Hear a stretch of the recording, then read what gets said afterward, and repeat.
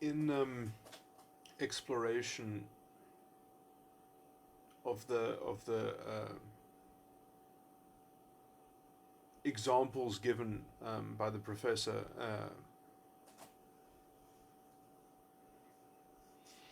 which I feel like a lot of the sort of the gerrymandering and jerry rigging of the sort of contention and argument can be had just merely in cherry picking and I mean, again, to call Russia an experience between socialism and liberal capitalism or something like that. I mean, I guess in some technical sense you can say it went capitalistic, but the fact is that on the ground, you went from a nomenclatura to a plutocracy of oligarchs, um, and you don't really have, so instead of having big state entities, you have these kind of oligarchical sort of mobster rule,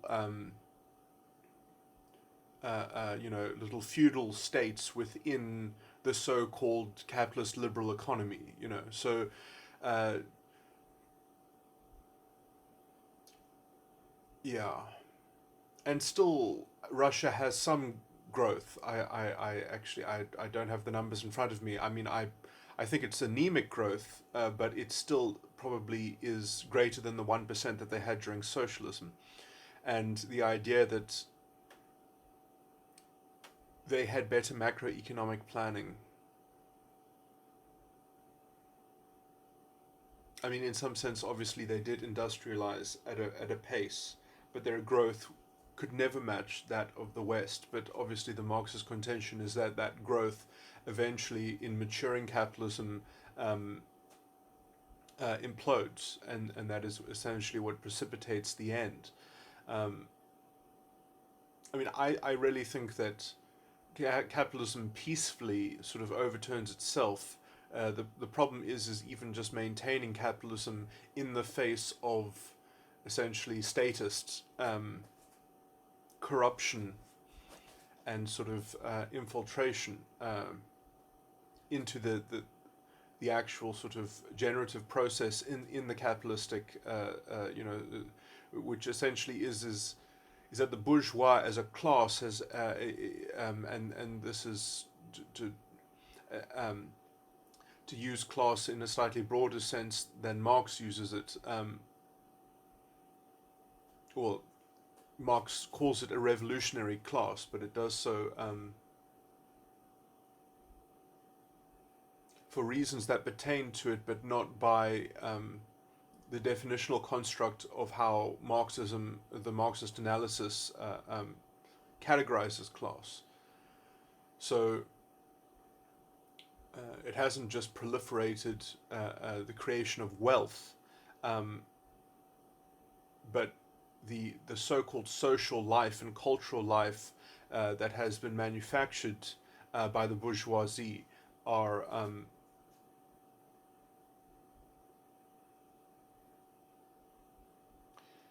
have offered a sort of a window into the more nuanced elements, the more sophisticated elements, which I think unhinge dialectical materialism from its perch. It still has a kind of hard insight in some things, rigid, brittle insight. But dialectical materialism essentially offers no prescriptive recipe as to how to ameliorate the issues which it doesn't describe. It sort of describes them obtusely. My illustration there is like epiphiliology. That's how it describes them. And to sort of combat the so-called problem that capitalism and the internal contradiction that capitalism portends, um, is itself sadly almost a reactionary tendency, and Marxism does in fact lend itself to people sort of being taken over by this reductionism, essentially where exploitation is equated with a kind of moral certitude and a moral paradigm. I mean, in some sense, the problem is that if class is defined by class exploitation, there's almost like a definitional tautology built into that, and yes, you can rationalize everything in alignment with that kind of with that rational certainty that you have from that definitional thing, but what it ends up overlooking is what is the ontology of exploitation, what is the relevance, what is the pertinence in terms of the general project of transcendence. And so Marxism is not able to transcend its own dogmatic interpretation. It has no real depth and substance in this idea of exploitation, other than just that exploitation is something that must end. And so it's a rather obtuse and negative test in some sense, that you have to ask yourself, is this going to bring about an organization, that a social organization, a social set of relations which do not imply class exploitation. And I think the biggest problem with the ontology of class exploitation is that it doesn't gel with libertarian political constructs of consent and the individual, because it is a sociological reduction. It's looking at a group phenomena. It's saying that you are being exploited as a class, and that doesn't intersect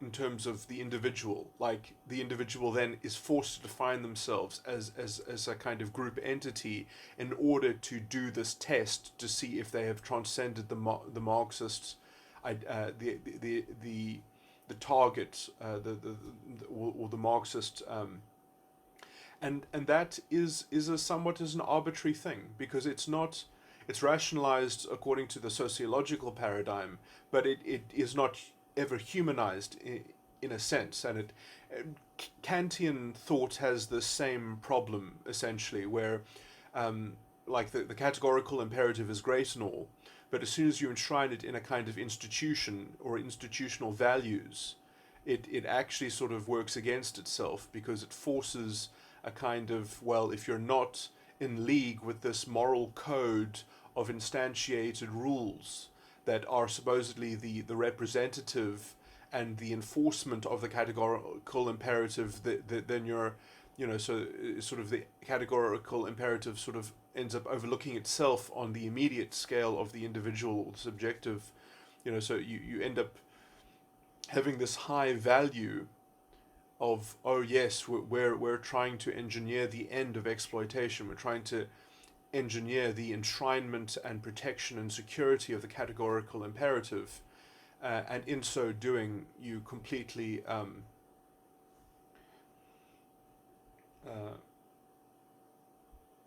you can't see the wood from the trees anymore, essentially, because you vested it into a collective entity, you vested it into a sociological construct, and it is disjointed and removed from the individual experience.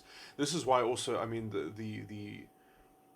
the actual brilliant arm of Marxists have always been the libertarian left, within the libertarian Marxist tradition, which essentially has always been overridden by by what could generally be regarded as the more authoritarian Marxist proponents, which always end up being, from a historical perspective, reactionary. I would make that historical claim. And now we just have the new wave of these pseudo intellectuals and poverty of philosophy and mediocrity, and I would count this professor as being such a proponent.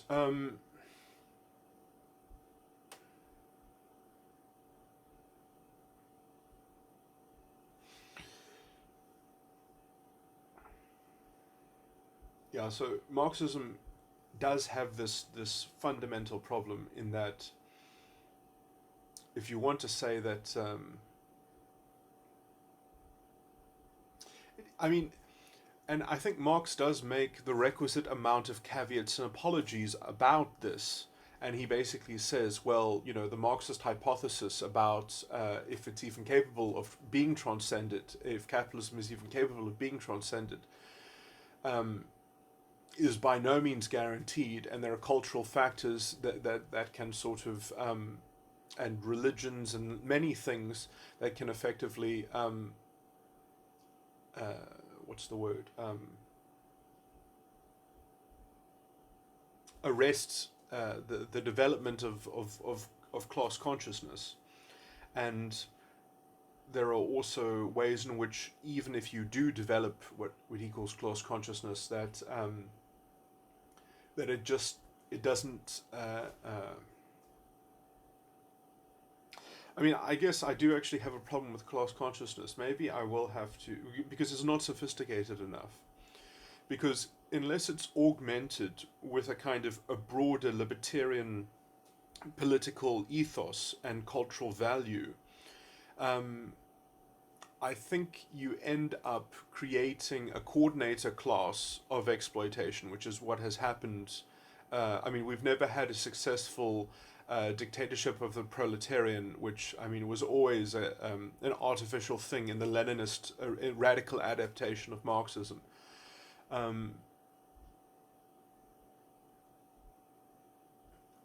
That the vanguard and vanguardism essentially completely collapsed,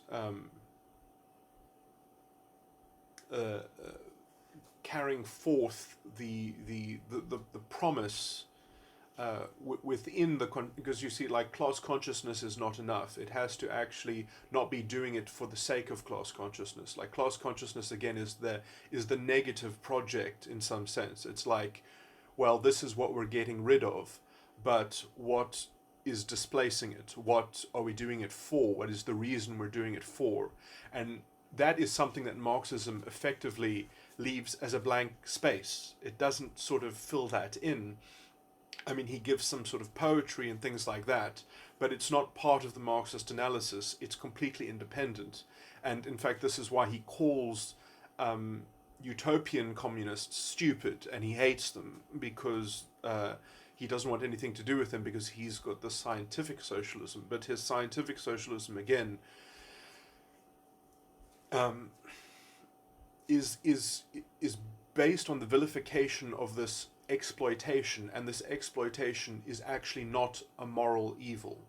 And I think he does even go through some lengths to make it a moral and morally neutral sort of thing. The point is that if you don't transcend class exploitation, you're essentially doomed to repeat it in more and more forms. My biggest meta critique of Marx is that definition of exploitation, because it is rooted in essentially in a kind of collateral view of the self. When I say collateral, I mean like collateral support, like, so essentially without the sympathy of being part of a group of people that is being systemically oppressed, the exploitation itself doesn't even have any grounding. It doesn't have any grounding in the individual. It has only grounding in the identification of being part of the class. And this brittle, and so, I mean, I still think that the Marxist analysis, in the same way that epitheliology is a useful step on the direction to diagnosing problems and understanding how to identify problems, but it doesn't actually do the work of identification. It helps you focus your attention. It helps you sort of, it's a very it gives you some alarm bells. It gives you some tripwires, to know that maybe there's an area of concern where something is occurring that requires more investigation, but it is not the investigation itself. And if you try to create a whole moral system on the back of this negative test, of exploitation, well, I mean, I think. Yeah, I mean, I tried to be harsh about Jordan Peterson, because in some sense he's not being sophisticated and delicate enough in tackling these things. But sadly, let's just say the the commonplace objections which he is the mouthpiece of are like they have something in them. They're not framed the right way. They're not actually. I mean, I think I've created a better sort of targeted, uh, laid out some of these issues in my fumbling way of not knowing the details. Um, but I think that you could at least analogize and save bits of what I've said, and reworking them within the actual detail, which I don't have the time or the inclination to sort of lay out all the quotes and things like that. Um, and so in some sense, I think that Marx does suffer from essentially trying to have his cake and eat it, because then he's got all these technical things in which he offers these caveats, in which he makes the appropriate, sort of boundaries and caveats. But there is this tendency within Marxist ideology, and we can't ignore it. We can't merely say, I mean, even Slavoj Žižek has made this concession. It is a responsible concession to make that there is something fishy, and I think I have somewhat laid it out, and it has to do with essentially sociological reductionism, which is like fundamentally dehumanizing, and it sort of forces you to find a kind of value in almost a kind of groupthink in terms of how you have to be liberated as a class, or you need a vehicle like that, or you need a social order that guarantees the classlessness of the situation. And I mean, like, that is something that I should have explored a bit more, but I mean, that is a fucking fundamental issue, because how can you politically construct such a polity, and how can you maintain such a political economy without an absolute tyranny and negation of a kind of liberal consent? And it doesn't intersect well with the liberal political philosophy. And that's a big fucking problem, because liberal political philosophy, as it was sort of coalesced around Christian values and the very intellectual Christian lawyers, which also, I guess, off the back of the influence of the Roman law and such. And I mean, the common law had a thematic thread in it. I mean, I must say, I much prefer the Roman law to the sovereignty, or to the sort of the pure sovereign. The Romans had a very good balance between the consistency of the law and understanding, let's say, and respecting the executive political right. They had a coherent form of law that even operated under tyranny. They even had a sort of, it was mapped within the legal system, that essentially the rules that would apply when the tyrant took over. So it had this perfect rational balance, that the form of law would not be broken, and it had an interface with the moral order that was very clear. So much so that people could have this confidence that they would have certain legal recourse and such, even when politics was somewhat against them. It was so well balanced, and. Okay, so this is a bit of a tangent, but the problem is that systems often, especially kind of in the 20th century, they suffer, especially in continental legal systems and most cultures. They just don't have integrity in their legal order, and effectively this says something about the citizenry itself. In a cultural way, it says something about the citizenry, and when you don't have that thread of integrity, which to a large enough extent was inculcated into the British liberal political philosophy in some sense, in that in a technical sense the judiciary is vulnerable to the Parliament's absolute right to legislate, but they, even in the face of absolute precepts that were issued to them, they still interpreted them anew from their common law framework, which was seen to be part almost of the liberal political order. And so then you actually have the sovereignty of the people through Parliament, and the sovereignty of Parliament, and the sovereignty of reason, and a common reason, a common universal reason, which is needed in order to even see the lens. Because if Parliament can corrupt the thing that judges grammar itself, the whole thing sort of falls apart. And so when you have too strong a kind of form of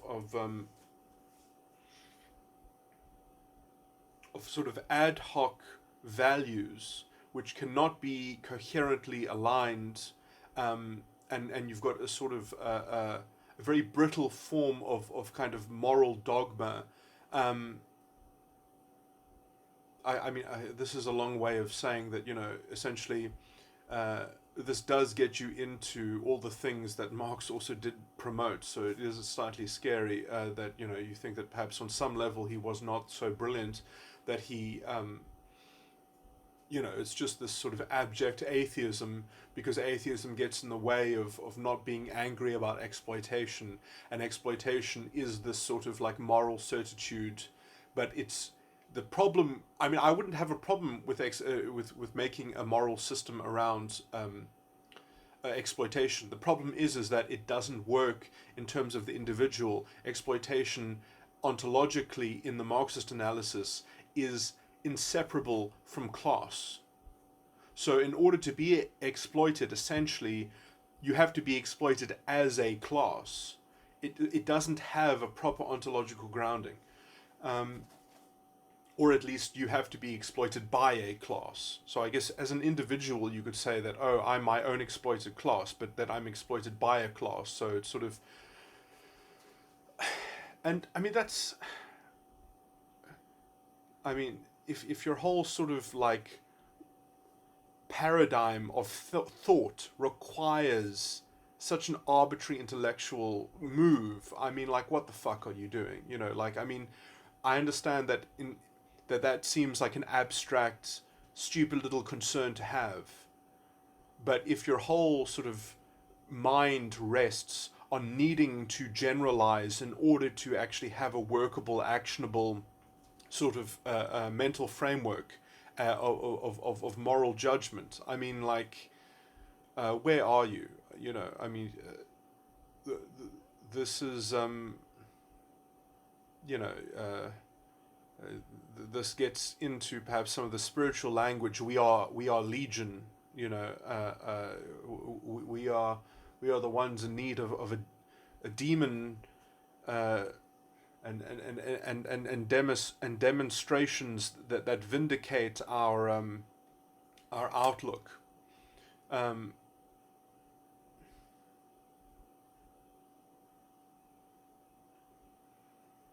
And a coalescing form of demonstration.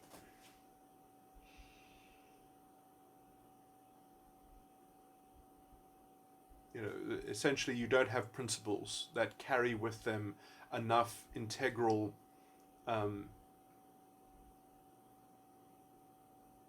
designated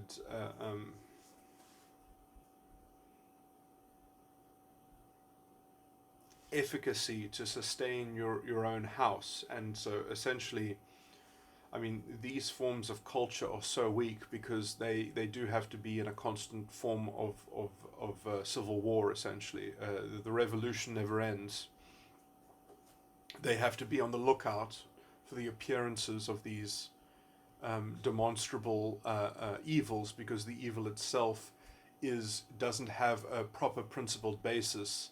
It exists as a constant litmus test. And so you end up hollowing out your whole sort of ethical... I mean, you don't have an ethical framework, you just have a moral code. And without seeing the moral code constantly exemplified, you sort of... you don't have any bearing in the world. Your compass doesn't work. And so you are stuck in this sort of perpetual agitation in order to keep the narrative that you now live in operable. And so, and then so you need someone to feed you that narrative. You need an intelligentsia to somewhat keep on telling you how it's still rationalized and still around in some form, and they can always piece together some fragments of a story and tell you that sub-Saharan Africa is failing because it's a liberalized capitalism, and the more liberal it gets, the worse, the poorer it gets, and it's not getting growth because of its, and they'll tell you that China is doing well at lifting people out of poverty because it's not capitalistic, and they'll tell you that Russia has lost its growth because the capitalism of oligarchs is a form of liberalism that is worse than the nomenclature that they had before of their 1% growth.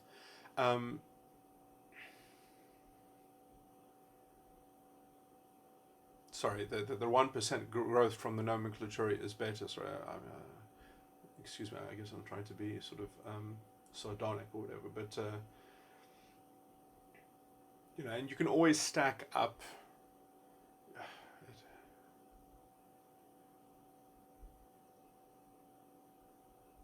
The parts of this narrative, I mean, all of these examples were really horrible examples because they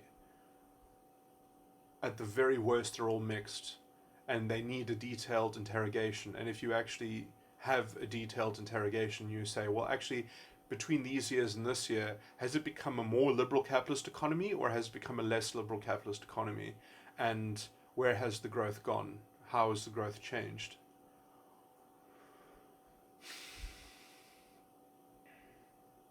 And obviously, all of these suffer from, the counterfactual problems of saying, well, if they had not done that, would it have been even worse, etc., etc. So, in some sense, you could say, well, then let's just not touch it at all. But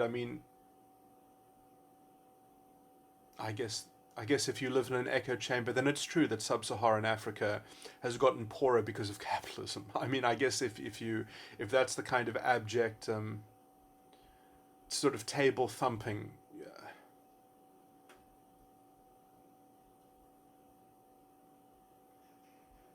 Or perhaps you're just not that, you don't look at the opposing side complaining about these things, and you just look at it from afar, and that is the so-called liberal neo-Marxist mantra.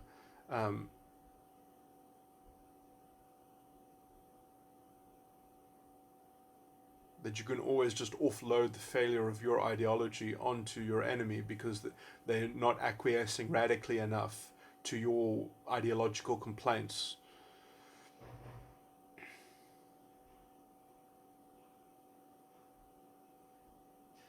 Okay, anyway, end of rant.